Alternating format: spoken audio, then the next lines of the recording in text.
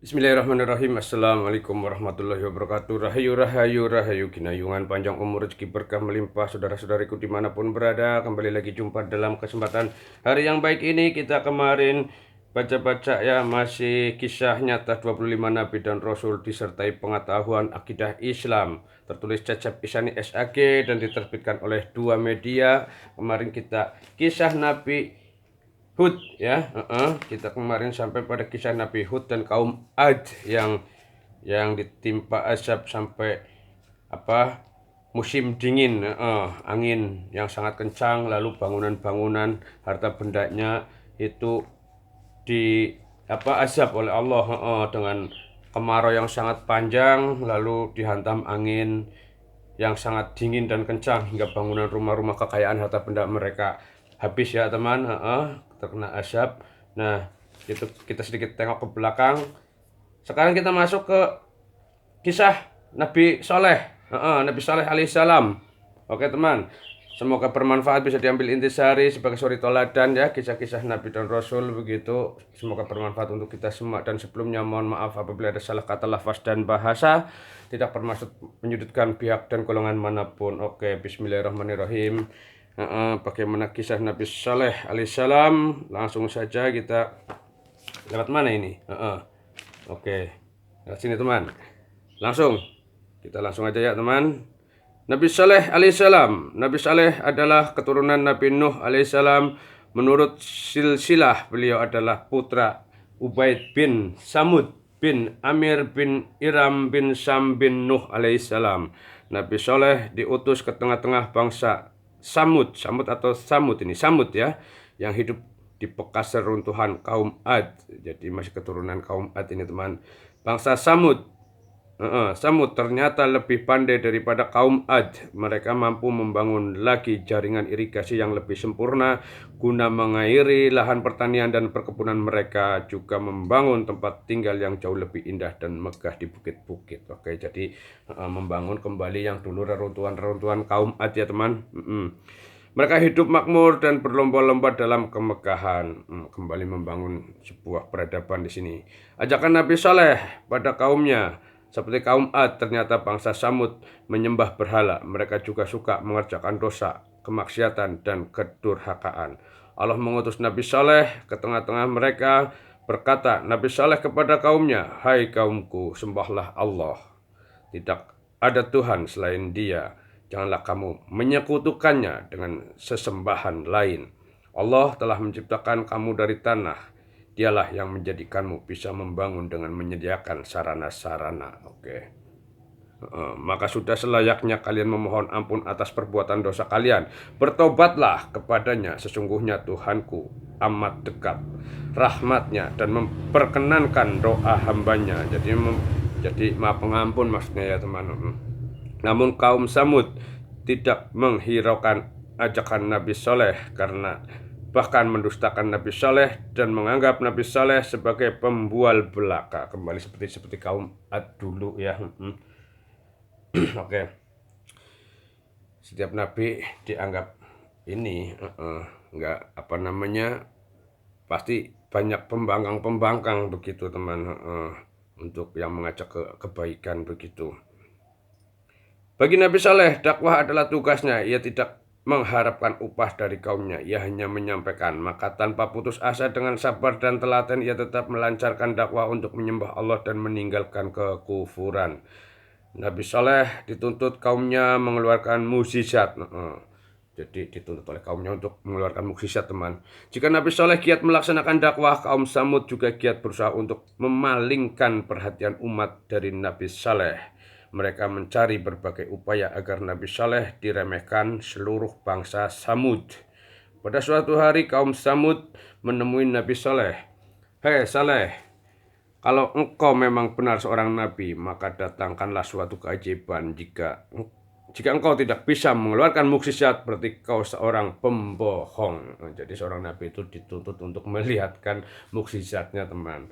Kaum-kaum yang melenceng dari ajaran agama itu menantang seorang nabi untuk menunjukkan mukjizat atau keajaiban begitu. Demikian kata kaum Samud. Menghadapi tuntutan demikian, tak ada jalan lain bagi Nabi Saleh kecuali memohon kepada Allah agar memberikan mukjizat kepadanya. Allah mengabulkan doa Nabi Saleh. Pada suatu hari, Nabi Saleh mengajak kaumnya untuk pergi ke kaki gunung. Nah, ini teman, orang-orang kafir itu mengikuti Nabi Saleh bukan karena mempercayai Nabi Saleh, melainkan berharap agar Nabi Saleh tidak bisa mengeluarkan mukjizat. Jadi mereka berharap Nabi Saleh ini tidak bisa mengeluarkan mukjizatnya. Dengan demikian mereka dapat mengolok-olok dan menghina Nabi Saleh. Tetapi betapa terkejut orang-orang kafir itu. Tak lama setelah mereka berkumpul di kaki gunung, tampaklah seekor onta betina yang bagus rupanya. Onta itu besar dan gemuk.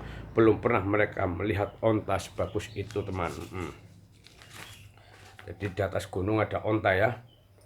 Tetek onta itu penuh dengan susu. Jadi onta betina yang sangat sehat, gemuk dan menghasilkan susu. Nabi Saleh berpesan kepada umatnya, inilah onta mukjizat dari Tuhanku. Onta ini boleh kalian peras susunya setiap hari. Susunya tidak akan habis-habis. Tapi perhatikan pesanku ini. Onta ini harus dibiarkan bebas berkeliaran. Tidak seorang pun boleh mengganggunya. Oke teman. Onta ini juga berhak meminum air sumur bergantian dengan penduduk. Jika hari ini onta ini minum, maka tak seorang pun dari penduduk boleh mengambil air sumur. Sebaliknya, besok para penduduk boleh mengambil air sumur dan si onta tidak minum air itu sedikit pun jua. Jadi kalau minum di sumur ini, biarkan hari ini untanya yang minum di sumur itu, penduduk besok, begitu teman, kurangnya seperti itu. Kaum Samud setuju dengan perjanjian itu. Hari itu pula onta mukjizat langsung menuju sumur dan meminum airnya. Para penduduk segera mengambil tempat susu dan memerah susu onta itu bergantian. Tapi akhirnya tetap mungkin kisahnya para pendusta itu akan mengingkari dari mukjizat itu ya teman. Ini kedurhakaan kaum Samud. Sejak munculnya onta yang membawa berkah air susu, masyarakat dari orang-orang yang beriman bertambah kuat dan tebal imannya. Sedangkan orang-orang yang kafir semakin iri dan menaruh dendam kepada Nabi Saleh. Mereka tetap berusaha mematahkan dakwah yang dilancarkan Nabi Saleh. Orang-orang kafir itu kemudian mengadakan sayembara. Siapa yang berani membunuh onta Nabi Saleh, maka mereka akan dapat hadiah berupa gadis cantik. Oke teman. Tersebutlah dua orang pemuda nekat mengikuti sayembara itu. Mereka sudah sepakat akan menikmati hadiah perempuan cantik itu bersama-sama. Sungguh mesum niat dan otak mereka. Demikianlah ketika onta itu baru saja minum di salah satu sumur penduduk. Seorang dari pembunuh kejam itu melepaskan anak panah. Oke teman. Tepat mengenai kaki onta. Onta itu berlari kesakitan, namun seorang lagi yang sudah siap dengan golok di tangan segera menghabisi onta itu. Mereka berhasil membunuh onta dan otomatis memperoleh hadiah perempuan cantik. Oke. Setelah onta itu mati, orang-orang kafir merasa lega. Mereka dengan beraninya menantang Nabi Saleh. Hai Saleh, onta yang kau banggakan itu sekarang sudah kami bunuh. Kenapa tidak ada balasan siksa bagi kami? Kalau kau memang utusan Allah, tentunya kau dapat mendatangkan siksa yang kau ancamkan kepada kami. Menantang itu teman. Berkata Nabi Saleh, kalian benar-benar telah membuat dosa. Sekarang kalian boleh bersenang-senang selama 3 hari. Sesudah lewat 3 hari, maka datanglah ancaman yang dijanjikan Allah kepadamu. Waktu 3 hari itu sebenarnya adalah kesempatan bagi bangsa Samud untuk bertobat dan menyadari kesalahannya. Tapi mereka malah mengejek Nabi Saleh. Mereka menganggap Nabi Saleh hanya membual belaka. Belum sampai 3 hari mereka datang lagi kepada Nabi Saleh dan berkata, hei Saleh, kenapa tidak kau percepat datangnya siksa itu kepada kami? Menantang ini. Berkata Nabi Saleh, wahai kaumku, mengapa kau minta segera datangkan siksa? Bukankah kebaikan? Kenapa kamu tidak minta ampun kepada Allah? Mudah-mudahan kamu diberi ampun. Begitu masih diingatkan ya. Diam-diam orang kafir itu merasa takut. Bukankah ucapan Nabi Saleh selalu terbukti kenyataannya? Bagaimana kalau siksa itu benar-benar datang kepada mereka? Maka untuk mencegah kedatangan siksa itu, sehari sebelum waktu yang dijanjikan habis, mereka mengadakan rapat gelap. Mereka bermaksud membunuh Nabi Saleh agar siksa itu tak jadi diturunkan. Sungguh keji dan busuk rencana mereka teman. Tetapi Allah melindungi hambanya yang benar. Nabi Saleh diselamatkan dari rencana pembunuhan orang yang keji. Esok harinya terjadilah peristiwa yang mengerikan itu. Bangsa Samud disambar petir yang meledak dan menggelegar. membelah angkasa. Bumi juga ikut murka atas kesombongan bangsa yang ingkar itu. Gempa yang dahsyat telah menghancurkan dan memporak-porandakan tempat tinggal mereka yang megah dan besar, oke teman. Tidak ada seorang pun dari kaum yang ingkar itu ada yang selamat. Hanya Nabi Soleh dan para pengikutnya saja terhindar dan dari malapetaka.